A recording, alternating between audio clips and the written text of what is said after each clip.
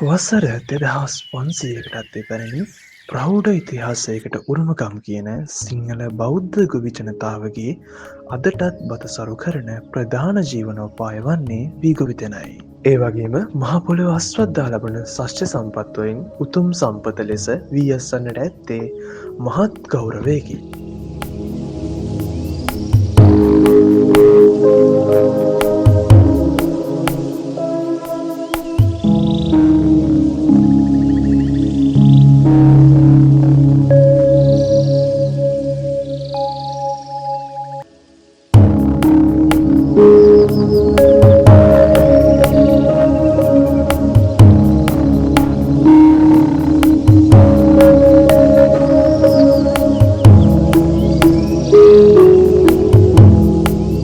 මහන්සියෙන් මහකන්‍ය නිලාගත් අස්වැන්නේ අග්‍රභාගය සිංහල අලුත් අවුරුදු උදාවට පෙර ආතුව අපතිගෞරව සම්මා සම්බුදුරජාණන් වහන්සේ දෙසාත් දෙවියන් දෙසාත් වෙන් කරන අලුත් සහල් මංගල්‍ය සාම්ප්‍රදායිකව කරගෙන ලබන චාරිත්‍රයකි.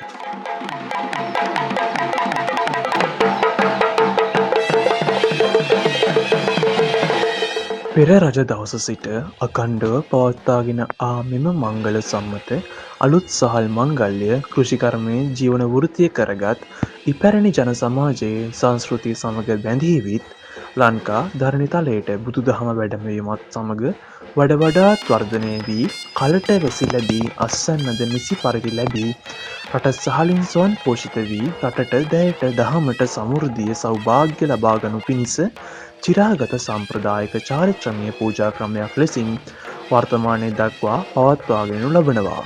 අතීත ශ්‍රී විභූතියේ උරුමය අනාගත පරපුරටත් දායක කරනු වස් අදටත් ඓතිහාසික වීදිගොඩ මහා විහාරස්ථ ඓතිහාසික ශ්‍රීමා නාථ දේවාලයේ සතර මංගල්‍යය වසරේ පළමු මංගල්‍ය වන අලුත් සහල් මංගල්‍ය සතර පෙරුවේ ගොවි ජනතාව ඇතුළු දායක පිරිස අදටත් චාරිත්‍ර ධර්මයන් නොපිරිහෙලා ඉටු කිරීමට ඇප කැපවී සිටිනවා. මෙම උතුම් මංගල්‍ය අලුසාල් මංගල්‍ය අලුසල් මංගල්‍ය අග්‍රසස්සදානය අගසස්දානී යන නම්වලින්ද පටබැඳී ඇති අතර සතර පේරුවෙන් පැමිණෙන ගොවි ජනතාව පංචතූර්ය වාදන සහ සක්නද මධ්‍යයේ පෙරහරින් තම අස්වැන්නේ අග්‍ර කොටස විහාරස්ථානය කරා රැගෙනනු ලබනවා.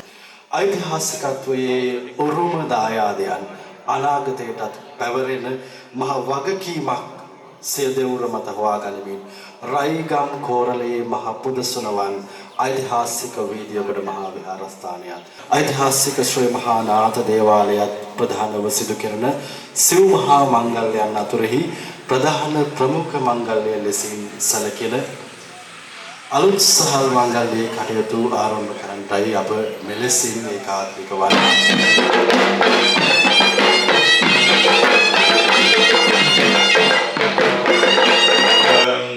සරණං ගච්ඡාමි ධම්මං සරණං ගච්ඡාමි සංඝං සරණං ගච්ඡාමි. දීර්ඝ කාලයක පටන් ඓතිහාසික වීදිගොඩ මහා විහාරස්ථානයේ තුල පවත්වනු ලබන සතර මංගල්‍යයෙන් එකක් වෙන මේ අලුත් සහල් මංගල්‍ය මේ වර්ෂයේ තුලත් ඉතාමත්ම මැනවින් සංවිධානාත්මකව සිදු කරන්නට අපේ ගෞරවනීය ලොකු හාමුදුරුවන් වහන්සේගේ අවවාද අනුශාසනාවන් පරිදි දායක සභාවක් සමග අපට අවස්ථාව ලැබුණා. ඒ අනුව දීර්ඝ කාලයක පටන් මේ චාරිත්‍ර ධර්මයන් මේ විහාරස්ථානයේ තුල නාථ දේවාලයේ මුල් කරගනිමින් සිද්ධ වෙලා තියෙනවා. ඉතින් ගම්මානයේ අපේ ගොවි ජනතාව සැදැහැති පින්වතුන් තමන්ගේ අස්වනු කපා පාදා ගත්තට පස්සේ ඒ වෙන් කරනු ලබන බුද්ධ භෝගය, දේව භෝගය මේ ස්ථානයේ තුලට ගෙනහල්ලා විහාරස්ථානයේ වගේම නාථ දේවාලයක්, පත්තිනි දේවාලයක් මූලික කරගෙන මේ සියලු පුද පූජාවන් ඔප්පු කරලා, බාරහාර ඔප්පු කරලා තමන්ගේ කුෂිකාර්මික කටයුතු වල ශාස්ත්‍රීයත්වයේ තමයි ප්‍රාර්ථනා. වීදියගොඩ දේවදානය අලුත්හල් මංගල්‍ය හා බැඳුණු බොහොම වැදගත්කමක් සපයන චාරිත්‍ර ධර්මයක් වගේම සිදු කරන මහා පුණ්‍ය කර්මයක්. නාථ දෙවිඳුන් වෙනුවෙන් පුණ්‍යානුමෝදනා සිදු කරන මේ චාරිත්‍ර විධීන් තව තවත් සෝභාමාන කරමින් ලෝතුරු බුදුරජාණන් වහන්සේ වෙනුවෙන් බුද්ධ භෝග පූජාවක් සිදු කරන අවස්ථාවක් බවට මෙම අවස්ථාව පරිවර්තනය කරගෙන තිබෙනවා. මේ කොයි කවුරු මේ ගම්දනව සිසාරා කුඹුරු ගොවිතැන් ආදී සිදු කරලා ඒ දේවල් වඩාත් මේ නූතන ලෝකේ තාක්ෂණය හා මුසුවිමින් සිදු කළා. තමන් ලබා ගන්න මෙම ශස්‍යවල ප්‍රධානතම භාගය පළමු භාගය නාථ දේවාලයට පූජා කිරීම චාරිත්‍රයක් සම්ප්‍රදායක් විදියට පවත්වාගෙන ලැබුවා. මේ සියලු කටයුතු වෙනුවෙන් සහල් ලබා දෙමින් අග්‍රශස්‍ය පූජාව වඩා අලංකාරමත් කරන හැම දිනාටම මේ වෙනුවෙන් ඉතසිත යොදවමින් කටයුතු කරන හැම දිනාටම මේ උතුම් ආශිර්වාද ලැබේවා කියන ප්‍රාර්ථනා තබනවා. විශේෂයෙන් වීදිය කොට මේ ග්‍රාමයේ ප්‍රධාන කරගත් ගම් 10ක සියලු ජනයා සිදු කරන ගොවිතැන්පත් කටයුතු සඵල වේවා. වඩා අර්ථාන්විතව ගොවිතැන්පත් කරවමින් රට ගම දැය සස්ත්‍රීක කරවන්න මේ උතුම් අග්‍රශස්‍ය දාන පූජා පින්කම හේතු කාරණාම වෙත්වා කියන ප්‍රාර්ථනාවන් අපි මේ වෙලාව තුල තබනවා. හැම දිනාටම තෙරුවන් සරණයි.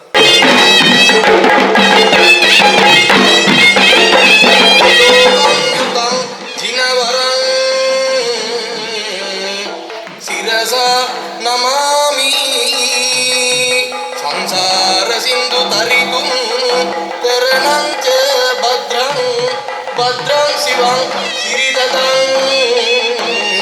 මන නිත්‍ය දෛත්‍යං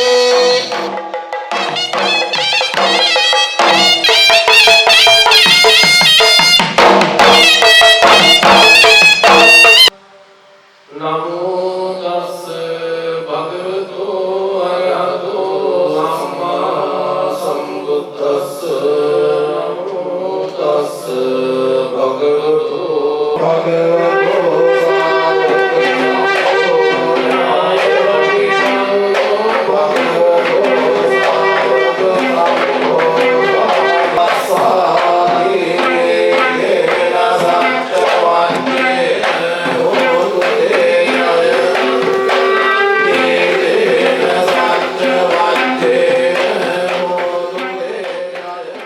සංඝරත්නයේ ආශිර්වාද පිරිස් සජ්ජායනාව සමග මුසු පංචතූර සක්නද මැද්දේ ප්‍රධාන බුද්ධ මන්දිරය පියස වූ විශේෂ පීඨිකාවේ ස්ථාපිත කර ඇති නැවුම් කිරිබඩ පාත්‍රයට එළඹුණු සුබ මුහූර්තයෙන් මහා සංඝරුවන ප්‍රමුඛ සතර පෙරුවේ ගොවි ජනතාව මහත් ගෞරවයෙන් සහ ශ්‍රද්ධාවෙන් සහලින් පිරවීම සිදු කරන්නේ කලට වැසි වැස කෙත්තතු සරුසාර වන්නට සුභදාමේ ශක්තිය සහ රත්නයේ ආශිර්වාදය අපේක්ෂාවෙන්